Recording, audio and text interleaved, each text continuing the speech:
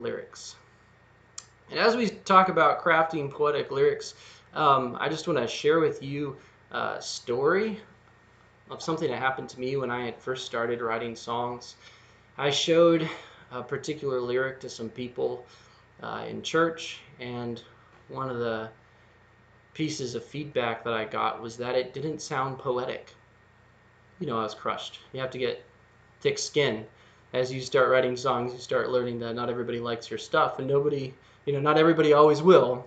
But I didn't really know how to answer that.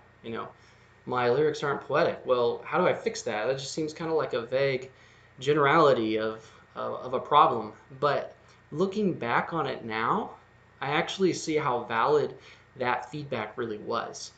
There are things that you can consciously do as a songwriter when crafting your lyrics that help add to the poetic beauty. And I think some of these things you might already know, perhaps you've already heard of it, but some of it is just kind of aha moments that I've had over the past couple of years. I've been reading different people and looking at different stuff. So I want to share with you some things that perhaps you haven't thought about before, and then maybe remind you of some stuff you do know about. And I want to make it accessible. If you're an arranger who understands complicated um, music theory, or if you're just someone starting out for the first time, I think some of these principles can be really helpful. So let's dig into how we can craft poetic lyrics. And as we dig into that, I want to mention this right off the bat, figures of speech.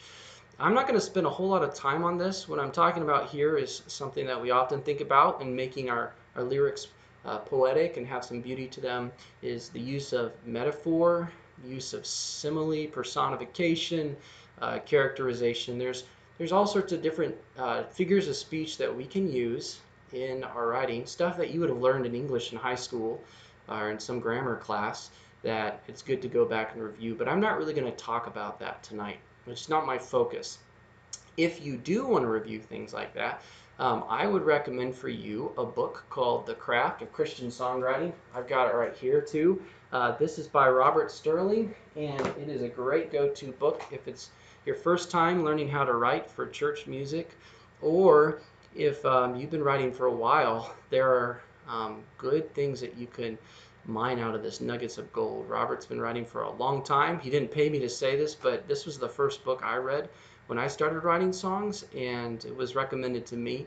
Then I heartily recommend it to anybody else who's trying to go on this path. And he's going to mention all those figures of speech and way more than what I'll talk about tonight. So that'd be one good thing to check out. Another good thing for us to talk about right off the bat is the use of rhyme. We're going to look at some aspects of rhyme, but I'm not really going to dig into a lot of the ideas that you could you, you could benefit from when it comes to talking about rhyme. But I do want to address this question: to rhyme or not to rhyme? I mean, there's a lot of songs out there that have been written with no rhyme, right? And people say, well, that was successful, so why can't we just do that without rhyme? Um, well, actually, I finished up an audiobook recently. I had read it in high school, and then I decided to revisit it again because I had a free audiobook. And it's a book by Neil Postman called Amusing Ourselves to Death. And basically, Neil Postman, he wrote this book quite a ways back. He's now deceased, but he was talking about how in American culture we have changed from a typographic society, from people who read books, to mainly a visual society, people who watch television or see things on the internet or whatever it may be. We have transformed. And so you look at the Lincoln Douglas debates and you think about how those guys debated with complex sentence structures and all sorts of crazy words, things that just the average American would not get. Those people were used to reading stuff and seeing it in a complicated way. We are not so much used to that. And so even now more than ever, I would say that when you craft a song, you should probably bank on the fact that a lot of your people are only going to hear it at one pass.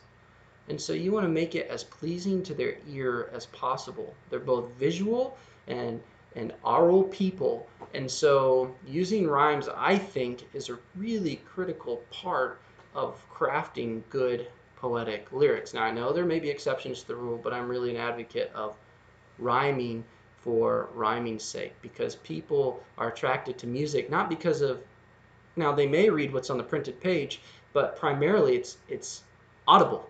It's what's being sung. It's what's being performed.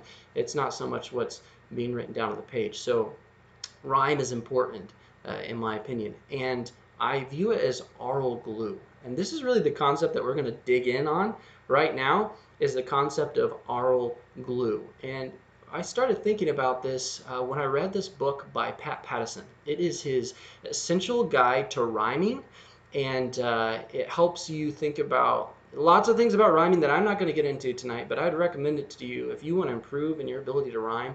He gives you lots of resources, teaches you how to use a rhyming dictionary, helps you think about some other things that I'm going to mention tonight, and this is really what started the seed of what I'm going to give to you tonight. It's not exactly how he expressed it, but some of my thoughts came from reading through this book as we talk about rhyming. So I'd recommend you can check that one out too as well, and it'd be really helpful. Let's start out with an analogy then as we talk about oral glue. The analogy I'm going to use, and I apologize if you don't know music theory or you're not an arranger, I promise this pain will only last for about 5 minutes and then we'll be able to move on. But if you are an arranger, I kind of want to use an analogy for people who are used to writing music and composing it so that they can understand what I'm talking about. Because sometimes we got like lyricists over here, arrangers over here, or whatever. But I want to talk about the principle of voice leading and arranging. Uh, to me, I view that as a way that we glue variety together. You want to have variety in your chord structures as you write a song, right? But at the same time, you can't have so much variety that there is no foundation, no stability to the music. I'm going to use a super simple illustration, and you may laugh at me for this, but I'm just going to make the point. Okay, I've got two chords here in the key of C, and the first chord is on the fifth of the scale. It's a G chord. And right here you can see it's in first inversion. So the G is the root of the chord, but we've got the B down in the bass, so that's the third. And then you've got the G up in the tenor and the G in the alto, so they're doubling that root. And then the D up there in the soprano, that's the melody. So it's a first inversion chord. You want to go to C, and so how do you do it? Well, you're not going to stay in the same inversion. You're going to go to basically a regular root chord. So you've got C in the bass, and then you've got G in the tenor, and you've got C doubling the bass there in the alto, and then you've got E, the melody, in the soprano. And so you have variety there, right? You got a first inversion G chord, and you're going back home up to just a regular C chord, and the parts are nice. But what I want to point out is in the midst of that variety, what do we have? We have a common tone, right? You've got that G that is shared between the fifth and the first chords, and that G is the common tone. You know, in part writing, that you want to retain the common tones if possible to make it sound nice. And that is oral glue when we're talking about music. I want to talk about oral glue when we're talking about our lyrics. What are the principles, or what are the things that we can put into our lyrics that make them sound consistent or be in the same kind of world even while we're giving good variety and using colorful words, beautiful metaphors, powerful pictures, shocking paradoxes? What can we put in our songs to make it sound smooth, consistent, poetic? Let's talk about it. So I'm going to call this lyric voice leading. If you want to kill me later, you can.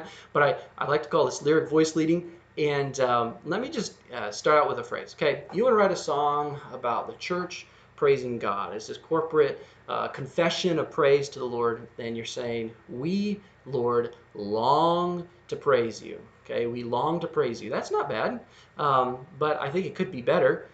Perhaps we want to praise you. But what I put here is you can see the to and the you in the first line are highlighted in red. What I've done is with the vowel sounds, I've highlighted them in red to show when there's some oral glue. So obviously we'd say to and you rhyme, but in the sentence it's not structured as a rhyme. It's just a word internally that sounds similar to you. On the second line, we've kind of upgraded it. What do? We added we want to praise you. There's alliteration there, right? The two W's, whenever you use the same kind of consonant at the beginning of two words or in succession, that's called alliteration, and that can be nice if it's not overdone in kind of a hokey way. Now, the word want may not be the best word to use in this case, but at least sound-wise, there's some glue there that sticks all these words together. And at the end of the word want, there's a T. So you've got we want and then to praise you. Now, it could be hard to sing, right? To say want to make that break and make it clear. So there's some things to consider here. But really, what I'm trying to get you to do is to think about this in terms of the consistency between the consonants and the vowels that are used in the sentence. And just stick with me here, because at the end, I'm going to show you how this can be really practical. Even if you don't get everything that I'm saying, you can use this in your lyrics, and it can help you mature in how you write your lyrics to be very poetic. So let's try to upgrade it again. We will worship you. Okay, we got rid of the want. Okay, and we don't have that ooh rhyme anymore, but instead we kind of have an internal rhyme. We got the alliteration, we will, and that I sound in will, you can see highlighted in red, matches with the ip in the end of worship. So we will worship you. And wouldn't necessarily express it, but that word really, the word worship really changes the whole idea of this and gives it a very reverent, awe-inspiring kind of feel, and it sounds nice. And this is what we call assonance, okay? The I sound within the sentence, and you may have heard this before, is simply when you've got words in close succession that have similar vowel sounds. It adds warmth to the sentence. It adds a nice tone. It creates a world and an atmosphere of words. But I still think we can do better. As a matter of fact, there's someone who has. I mean, how many of us would have liked to have written these words? Worthy of worship, worthy of praise, worthy of honor and glory. Terry W. York wrote that song. Perhaps you've heard of it, Worthy of Worship. And just look at the arrow glue here, okay? We got the consonants highlighted in blue, the vowels in red once again. W, worthy of worship. Okay, they both are alliterated, but more than that, they both start with that wor sound, the O and then the closing R, worthy of worship. And then he uses worthy again of praise, and he's got that R sound in there again. Then worthy of honor, closing with that OR sound again, and then glory, which rhymes with worthy. So there's so much here that is in the same world, orally speaking, as he crafted it. And there's another device in here. We call it anaphora. Okay, that's when a sentence in a lyric begins with the same word, or perhaps a couple of words, a short phrase that's repeated at each sentence. So, worthy of worship. He uses the word worthy, and then worthy of praise, worthy of honor and glory. And if you know the rest of the lyrics, you know they continue. He says the word worthy two more times and brings it up in the chorus again. So what Terry York has done here is he's crafted a poetic lyric that stays within the same oral world. He's really provided glue to put all these words together. And it's not like every single word has to fit that paradigm. That's not what I'm saying.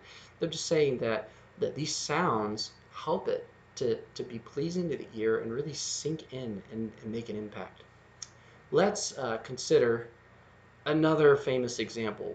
When I started thinking about this, and I started thinking of examples, song after song after song, it really was consistent. And of course, we know this is scripture, which is already written very well in the King James, but then it was modified a little bit to fit song. And it's a very famous lyric that I'm sure almost all of you are familiar with, but let's just think about it. Let's analyze it here. Our Father. Okay, so right off the bat, starts off two words right in a row that have the same vowel sound. Our Father. And then they both close with an R. Then you've got which, and the I there connects with the N before heaven, which art, and that art, the ah sound connects with our Father, and then it closes with an R again. So our Father, art, and those all make the same kind of sound, and then which and in, but in at the very end of the sentence closes the same way heaven does, in heaven. And heaven itself is kind of an internal rhyme, heaven. So it's beautiful. Now take it even further. Think about which words in the melody are held out the longest. Our Father. The first two main words that really rhyme together well. Which art in heaven.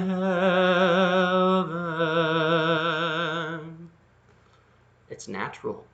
It sounds really, really nice. So let's keep going. And there's a couple of other things we can pull out of this lyric that will help us to think more about this idea of aural glue that's connecting all these words together. Hallowed. Now what happens here is we have alliteration that's actually over the phrase. Heaven begins with an H in the line before it. It ends the line before it. But then the next sentence begins with, or the next phrase begins with hallowed, an H sound. So there's kind of this carryover from the previous line. And that ed sound is also connecting with hallowed, connects with heaven, and all those sounds that we've already established in that first sentence. Then let's get to something here that we call diphthongs. Diphthongs. Okay, a diphthong is simply when you have two vowel sounds in the space of a word. Okay, and we don't typically always think of them because it's not like we say it that much. But you know, if you're leading a choir, you hear a choir, and you don't want them to sound like with a southern drawl, you know, you want to get rid of that praise because you want them to focus on the pre instead of e. Okay, those are two vowel sounds in the word praise. Right here, the word be does not have a diphthong, and you can see how I've written that out for you under the word diphthong. Be is just quite simply pronounced how we see it. But then look at thy. You've got that I sound, thy, and then it closes to an e. Thy, and the same with the word name. Name. So really you've got this nice rhyme. Be thy name. Now we wouldn't say it like that, but that's part of the aural glue that sticks this all together. Our Father, which art in heaven, hallowed be thy name. So you pay attention even to the diphthongs that are occurring in the words that you're writing, because you may find some really, really nice phrases just by being conscientious about it. And if that weren't enough, name ends with an M. And the next two phrases, thy kingdom come, thy will be done, close with similar sounds. Come and name. It's beautiful. But I've put these two phrases together, thy kingdom come and thy will be done, to highlight another aspect. First of all, let's just get the obvious out of the way. It begins with thy again, both those phrases. And we've already established that thy be thy name just before in the previous sentence. So it makes sense that thy would come in. And then we have kingdom. Why have I highlighted K and G in kingdom? That's because they're phonetic neighbors. Okay, this is something that if you get the Pat Pattison book, he'll really spell this out clearly for you so you can understand how this all works. I'm just barely scratching the surface here, but there is a lot that can help you in understanding how to craft your words, especially when it comes to rhyming, to use words that are in the same neighborhood phonetically. Let me show you what I mean. Think of kingdom. Make the K sound in your mouth. If you go k, k, k, okay, that's at the top of your mouth. Your tongue is pushed up against it, and you have to push some air out before you actually let the K go to get the k sound. There's a lot of air behind it. But what about the G? G, g, g. A G is very similar to a K, except there's a little bit of an aural quality to it. There's some tone involved. Okay, so when you say kingdom, you're using sounds that come from the same area in your mouth, even though they've changed a little bit. So I put those consonants in blue because they really our phonetic glue. It's something that's easy to say and easy to hear. Kingdom. Okay? But kingdom ends with an M as well. Okay? If we keep going on, kingdom come. There you see the oral glue once again. Kingdom ending in the OM, and then come ending in that same OM sound. It's beautiful. Then you get to thy will be done. And here's another phonetic neighbor that I put down there. The K and the G and the B and the D, and be done. Say B again. You just put your lips together. B. It's a plosive. It's what we call it. You build up the air behind it and it explodes out. Plosive. B. The consonant D, duh, is very similar, but it's where you place the tip of your tongue up behind your teeth. Duh, duh. So it's easy to say that. Be done. And it's nice to hear too. And if you actually look at the second phrase there, hallowed be thy name. You've got that D and B, it's just reversed at this point. Hallowed be thy name. So we've got these things involved, diphthongs, phonetic neighbors, and all these other elements that really make this nice, besides everything we looked at with the vowel sounds and closing out similar consonants. And then we come to the end, and we've got our final letters. And I realized just before I went to this live stream that I actually switched the colors, so don't let that throw you off on that last sentence, okay? Now the consonants are in red and the vowels are in blue. I just want to mess with you. On, which is an N sound, which connects with done on that second to last sentence. On earth as, and the S in as connects with that is in just a few words.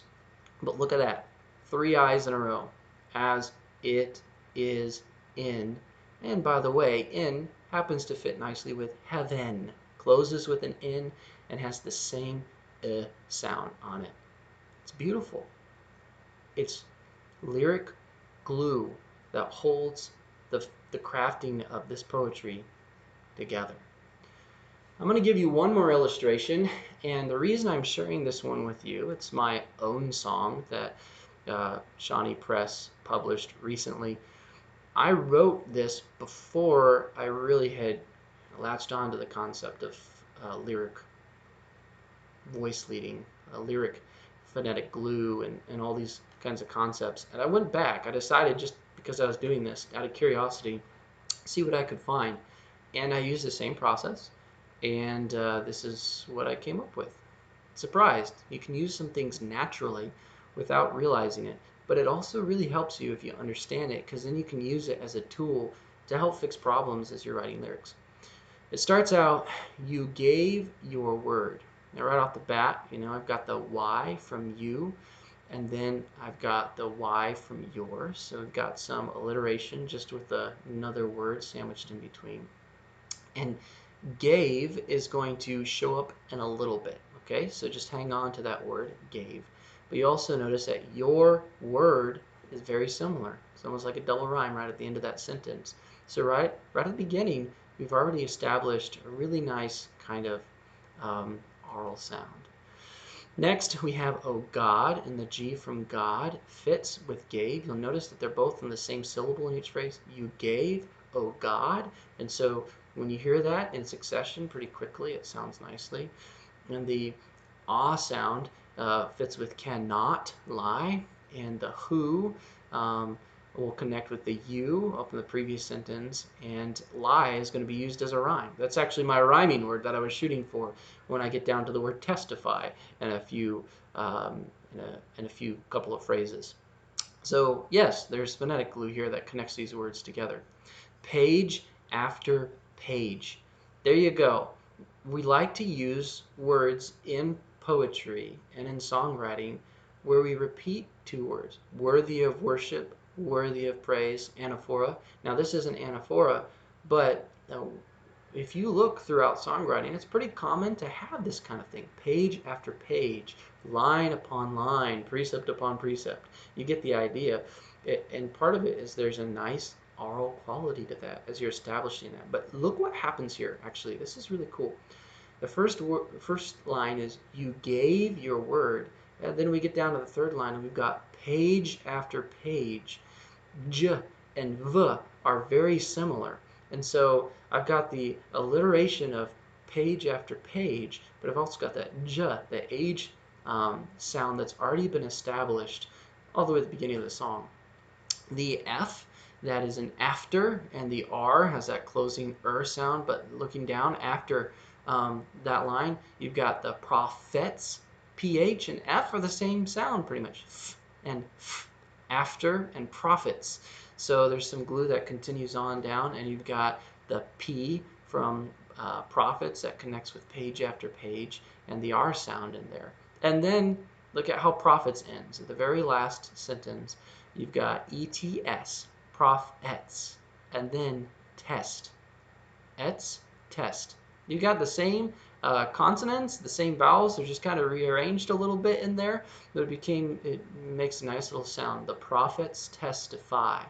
And that rhymes with my word lie up there. Like I said, O God who cannot lie, the prophets testify. So you can see it visually how the oral glue ties all these words together. Not like I did all this on purpose, but some of it, yes. And as you write and as you craft lyrics, if you're aware of this, it can really help you. And that's really where I want to end up with this all. I want to make it practical. Okay, you might have been like, wow, this is really like nerdy. We're kind of geeking out here and looking really closely at how words are formed and structured. Okay, I get that. But I think that the more tools you have in your toolbox as a songwriter, the better. The more you understand how things are put together, the more you're going to put them together in a good way. Let me give you a couple of really practical illustrations or examples or takeaways when you're writing a song, no matter what level you're at, of why this will help you. First of all, you can choose the best synonyms when writing your songs, when crafting lyrics. How many times have you sat down to write a song? I know this has happened to me a lot. And I've got maybe a word bank of options to choose from, and I want to choose just the right word for a particular sentence, but I've got two synonyms that have the same emphasis and the same syllable. They're kind of in the same idea because they're synonyms, but I'm not sure which one to choose. How do you choose which synonym to use in a particular situation? Let me give you an illustration of something I was writing with a friend recently. We were writing a song about creation, and we're talking about how water is flowing. We're talking about rivers. We're talking about springs in the mountainside. And I really wanted to get the idea of the mountain spring that's streaming down the hillside. And there's different words you could use, synonyms to describe that. Bubbling, that's nice, but it's kind of a weird word to sing. Gurgling, gurgling also is kind of a strange word to sing. But you see I've got it listed there. Trickling and rippling. Now these were not words I used to rhyme in the song, but they're in the same phrase. So they do rhyme, but I'm not purposefully pulling it out for that reason. I chose these two synonyms because they convey what I want to talk about a mountain stream that's flowing, but it has really nice sound to it. You can look at trickling. It's very similar to rippling, almost said the same word, because it starts with that R-I sound. Trick, rip. Okay, you just take the T off. And then they both end with ling, L-I-N-G. And the P and the K sound are pretty similar. So you're kind of establishing this world of a brook. You're imitating the sound of it by choosing poetic lyrics that have oral glue embedded in them. So this is one way to make it practical. You're looking at words that mean the same thing. How do you pick what the best words are? Dump gurgling, dump bubbling, and go with trickling and rippling. Okay. Another way you can make it practical is this helps you choose fresh lyrics. As church music composers, we really are challenged with the fact that for centuries before us, people have been writing hymns about the faith. That's a wonderful thing. We have a huge bank of information to draw from the hymn writers of the past. We have a wealth of beautiful lyrics. But at the same time, there's a lot of words that have been used, have they not? And we've got to try to decide, how are we going to tell the old story? How are we going to treasure the cherished truths of the gospel and savor them in a fresh way in our generation? How do you use lyrics in your songwriting that don't sound trite or don't sound overdone, tired rhymes? Well, by understanding some of these things, you can choose fresh lyrics because you know that there are different words available to you than other people might consider. For example, I was working on a song recently where I had the word desire, and I really wanted to use the word desire because I felt like it was conveying what I wanted to say in the text. But the problem is, what do people always rhyme with desire? Fire, right? I mean, that's like the tried and true rhyme. I have desire, Lord, you've given me this fire, and who knows what else I'm going to say. But yeah, it's been done over and over again. And I was like, I want to rhyme with desire, but I am not using the word fire. I'm not going to do it. And in that Pattison book that I mentioned, he had emphasized how important it was to get a rhyming dictionary. So I had purchased a rhyming dictionary and learned how to use it. So I pulled out my rhyming dictionary and looked up rhymes with desire, and lo and behold, satisfier. It's the same word ending, fire, but it just has those two syllables in front, satis, that end with satisfier, and it is a beautiful picture of what God does for the people of the faith, what He does for His children. That if we desire Him, He satisfies us. He is the satisfier, and we can sing songs like this and think of fresh ways to say things because we have not exhausted the English language yet, but we need to know the tools. We need to know the importance of crafting poetic lyrics by using these principles. So choose fresh lyrics and understand how the aural glue holds all this together. And quite simply, the last takeaway is this helps you to expand your lyric horizons. In other words, you're going to mature as a songwriter. If you know these principles and you apply them, you're going to get better at them. And you may be like, why do we have to think about this so much? Like, why can't we just write what sounds natural? Well, I agree with that, but the same question could be asked about part writing principles in writing choral anthems or whatever, or in a hymn. Uh, why do we think so hard about following the part writing rules? Because they're tried and true. There are principles there that people have discovered in the ages past that really make it sound nice. And so the more you pay attention to these things, the more natural you'll get at them. People who write choral anthems, they're very good at part writing because they do it a lot. And it becomes easier and easier, and it just kind of becomes embedded in the way you write. So think about these things. Really try to make them a part of how you write your lyrics. And this can apply to any type of lyric writing. It doesn't even have to necessarily always connect with church music, although that's really where my heart and my passion is for crafting church music and hymns and anthems and things like that. So that's a quick rundown on crafting poetic lyrics. I really hope that the principles in this session will be helpful for you. I want them to be practical. I don't just want them to be something that is esoteric, but really accessible. So I hope that's the case for you.